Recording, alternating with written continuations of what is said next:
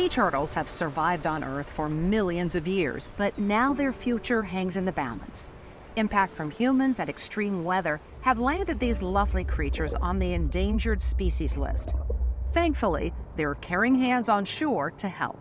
The Texas State Aquarium Center for Wildlife Rescue is the leading wildlife rescue center in the coastal bend as well as in Texas. Based on the geography of our location, we have the uniqueness and accessibility to the patients that are in the Gulf of Mexico. We close the body wall and then the skin, and all the stitches are buried under the skin. This is the place you want to call when you have an injured sea turtle in Texas and beyond. All of sea turtle species are an endangered species, and we have the ability to actually impact populations. We're unfortunately experiencing somewhat unprecedented patient numbers, especially with acute cold stunning events in the winter months. Our water temperatures are dropping sometimes so low that either the animals unfortunately pass away, they don't have the energy to be able to swim, they get washed ashore. We definitely see an increase in patients that we're intaking to the rescue center. We've received thousands of turtles. We've released over 3,800 animals back to the Gulf of Mexico. If we look back in the historical records, these things we don't believe were happening 10, 20, 30 years ago. There you go. As the Wildlife Rescue Center sees a growing population of patients in need, finding like-minded partners for its mission is invaluable. The center has worked closely with Texas Parks and Wildlife on rescue efforts in years past, but more recently that help came in the form of major funding.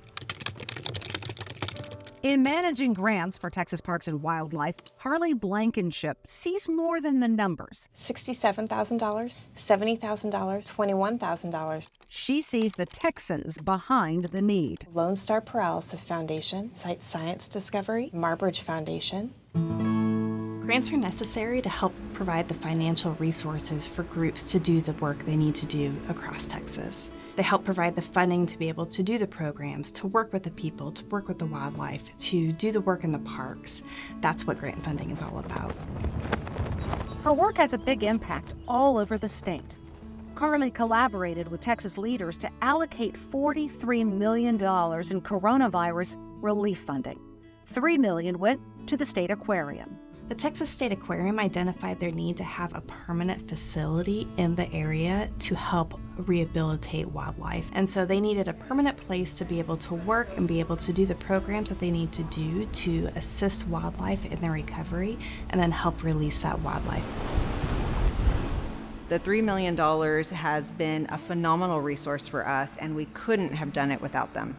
Our previous rescue facility was about a mile away, so anytime we wanted to go check on a patient, we had to get in the car and drive over there, take all of the equipment that we needed with us.